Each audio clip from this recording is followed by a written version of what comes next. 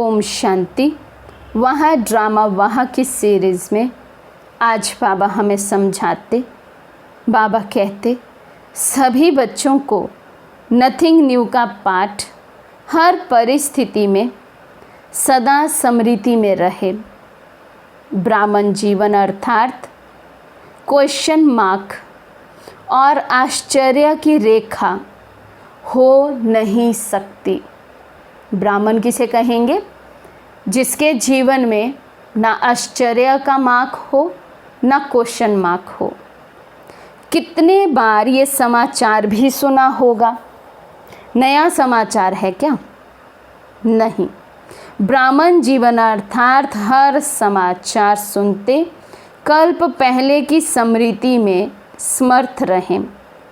जो होना है वे हो रहा है, इसलिए क्या होगा ये क्वेश्चन उठ नहीं सकता है। तो आजकल जो भी हम समाचार सुनते हैं कि दुनिया में जो भी हो रहा है, बाबा कहते हैं उनको सुनते हुए सदा ये स्मृति में रहे कि कल्प पहले भी तो यही हुआ था और यही होना है। जो हो रहा है वो बिल्कुल एक्यूरेट हो रहा है, एक्यूरेट समय पर हो रहा है, एक्यूरेट तरीके से हो रहा है। बाबा कहते त्रिकालदर्शी हो, ड्रामा के आदि मध्य अंत को जानने वाले हो, तो क्या वर्तमान को नहीं जानते? घबराते तो नहीं हो ना? बाबा पूछ रहे हैं। आजकल के समाचार सुनकर, हालात देखकर बाबा कहते घबराते तो नहीं हो। ब्राह्मण जीवन में हर कदम में कल्याण है, घबराने की बात नहीं है। आप सबका कर्तव्य है अपनी शांति की शक्ति से अशांत आत्माओं को शांति की किरणें देना। बाबा हमें हमारा कर्तव्य याद दिला रहे हैं। अब हम जरा विचार करें, यदि हम स्वयं ही हलचल में होंगे, भय में होंगे, चिंता में होंगे, अशांत होंगे, तो विश्व को शांति का दान फिर कैसे देंगे? इसलिए पहले हमें नथिंग न्यू का पाठ पक्का हो, ड्रामा कल्याणकारी है ये पक्का हो, अचल अडोल स्थिति बने, सदैव हम शांत रहें, तब हम शांति का दान दे सकते हैं, अपना कर्तव्य निभा सकते हैं।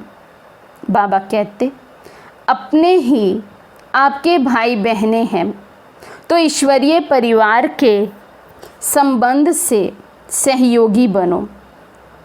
जितना ही युद्ध में तीव्र गति है, आप योगी आत्माओं का योग उन्हों को शांति का सहयोग देगा। इसलिए विशेष समय निकाल शांति का सहयोग दो। ये ब्राह्मण आत्माओं का कर्तव्य है। तो अब तो डायरेक्ट बाप दादा भी हमें कह रहे हैं कि हम अपनी दिनचर्या में से विशेष समय निकालें मनसा सेवा के लिए, विश्व को शांति का दान दें। लेकिन उससे पहले बाबा कहते आपकी अपनी स्थिति बहुत शांतमय होनी चाहिए, जैसे कि आप मास्टर शांति का सागर हो गए।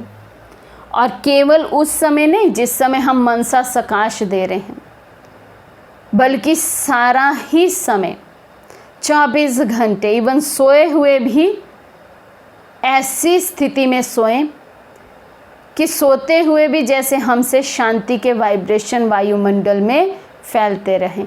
इन्हीं संकल्पों में जब हम सो जाएंगे कि मैं आत्मा अशरीरी हूँ, मैं आत्मा शांति के सागर पिता परमात्मा की संतान, मास्टर शांति का सागर हूँ, ऐसा अभ्यास करते करते सोएंगे जब, तो एक तो हमारा अशरीरीपन का अभ्यास पक्का होता जाएगा। दूसरा, हमारी वो जो नींद की अवस्था है वो योग युक्त हो जाएगी।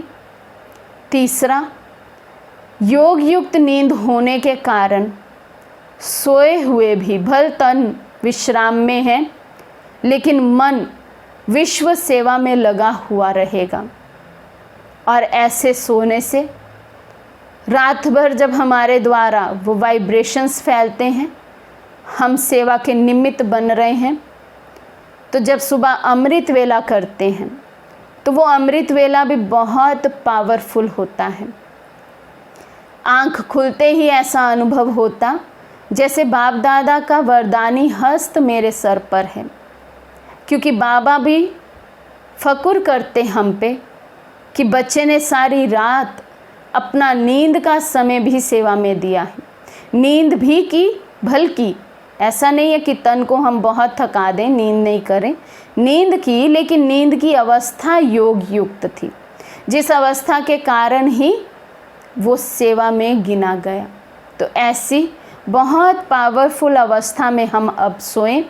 जब भी सोएं बाबा की गोद में सोएं, बाबा की शक्तियों की छत्र छाया में सोएं और बहुत अच्छा अभ्यास करते हुए सोएं। अच्छा, ओम शांति।